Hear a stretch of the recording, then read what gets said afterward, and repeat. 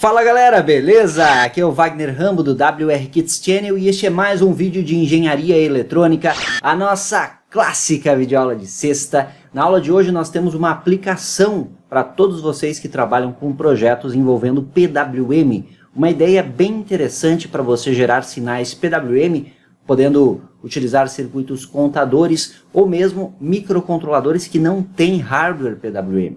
Então acompanhe a aula. Vai ajudar bastante no seu projeto. Like de sempre, inscrição no canal, seja membro do WR Kits, o link está aqui, o botão seja membro, veja as vantagens. Vídeo que é um oferecimento da Toroid do Brasil. Precisa de um transformador toroidal sob medida para o seu projeto? Toroid.com.br, faça já a sua cotação. Também precisa de componentes? Tiger Comp, a loja fera em componentes eletrônicos. tigercomp.com.br. Na sua compra na Tiger, utilize o cupom WRKITS para obter desconto. E os cursos, é claro, os cursos exclusivos, links aqui na descrição, confira e invista no seu conhecimento. Estão prontos para mais uma clássica legendária de sexta?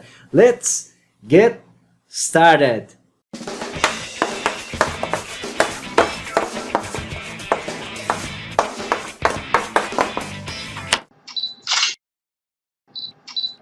O circuito que implementei para o vídeo de hoje é esse, para a nossa videoaula aqui. Ele utiliza um PIC 12F675, que vai gerar um trem de pulsos finito. E este trem de pulsos finito será diretamente proporcional ao duty cycle do PWM. Mas quem não quiser utilizar o hardware adicional, que eu já vou explicar para você, pode fazer uma pequena atualização, uma pequena alteração no software para gerar o PWM diretamente. Mas implementei desta forma para que a partir de um trem de pulsos finito seja possível você ter um sinal PWM, que pode ser utilizado para controlar brilhos de LEDs, por exemplo, brilhos de lâmpadas, velocidade de motores, como sabemos. Já explico o software para você, mas basicamente temos o PIC com um cristal externo de 16 MHz.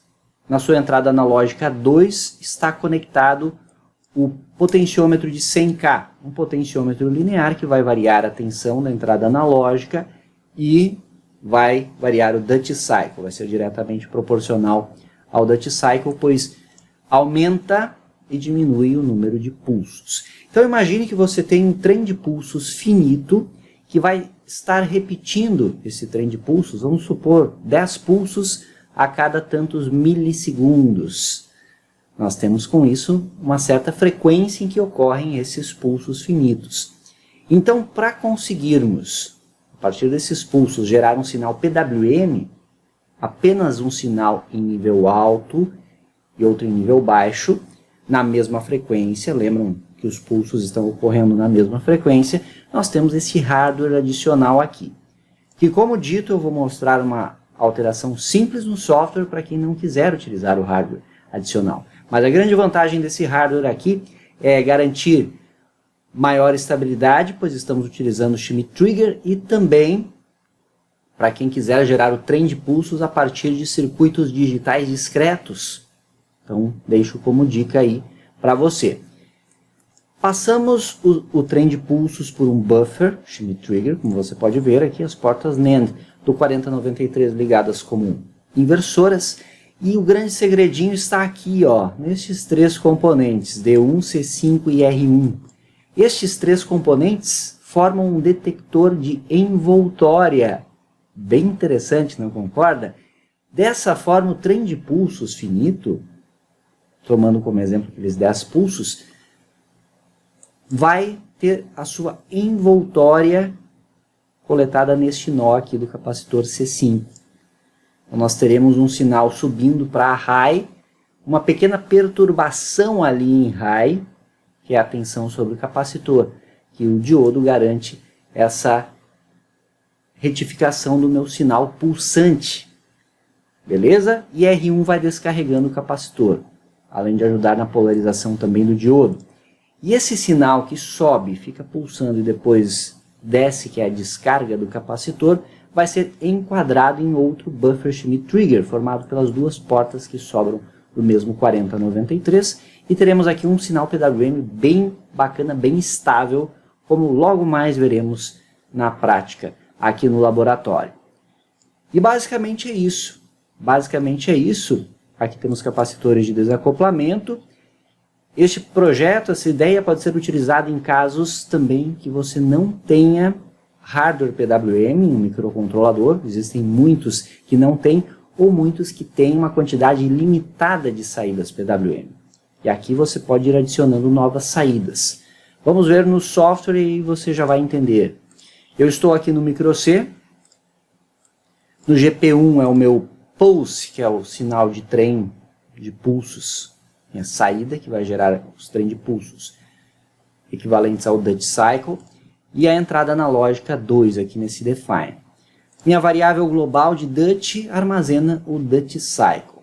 E aí eu tenho uma interrupção aqui que eu já explico para você. As configurações são remoção ou desligamento dos comparadores internos, configuração da conversão AD, configuração da interrupção, inicialização do timer 0 e aqui eu configuro a minha saída e inicio ela em 0. No loop infinito eu apenas atualizo o meu Dutch Cycle. Faço a leitura do meu canal analógico 2 e divido por 10, porque eu tenho 10 bits, então algo proporcional a isso, dividindo por 10, dá 102,3. Com isso eu tenho aproximadamente uma faixa, um range de 0 a 100. Conseguiremos uma faixa de 0 a 100% de Dutch Cycle.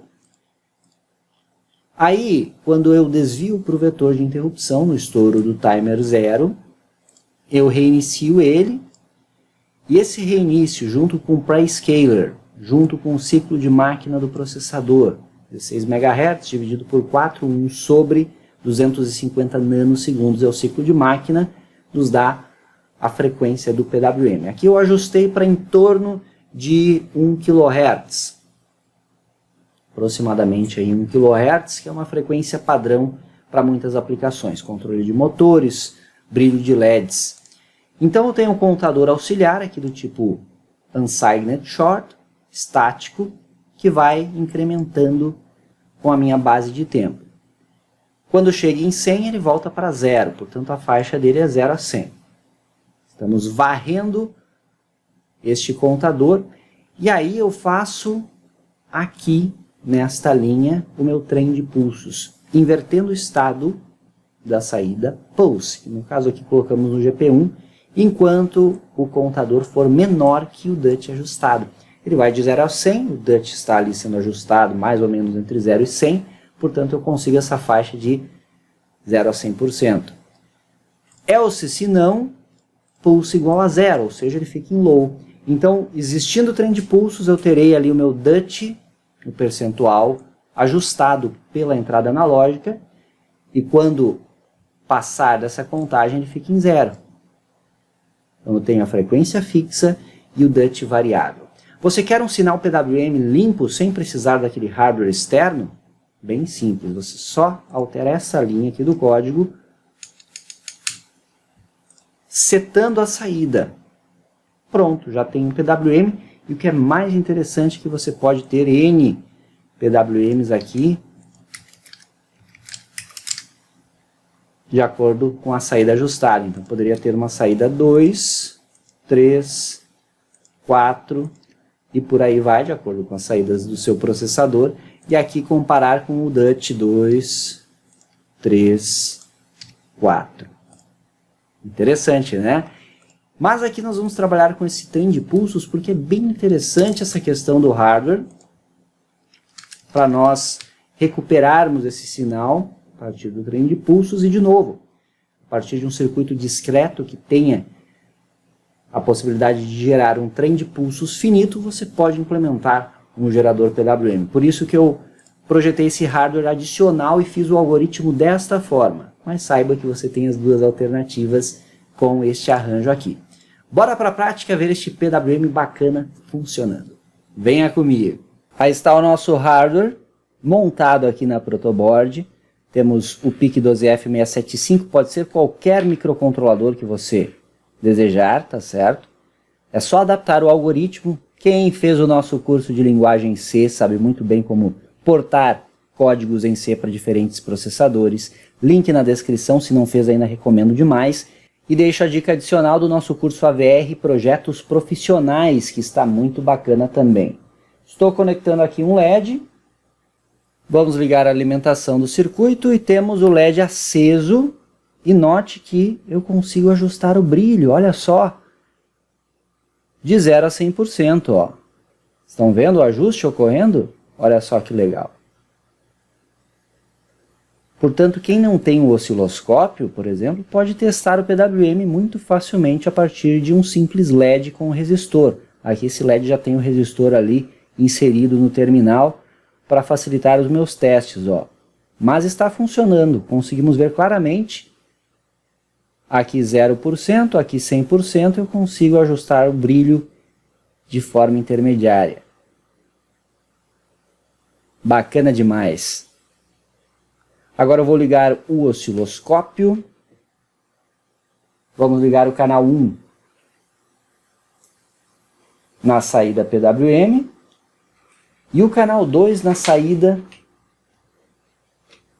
do PIC, para verificarmos esse trem de pulsos aí. Vai ser bem interessante de visualizarmos na prática.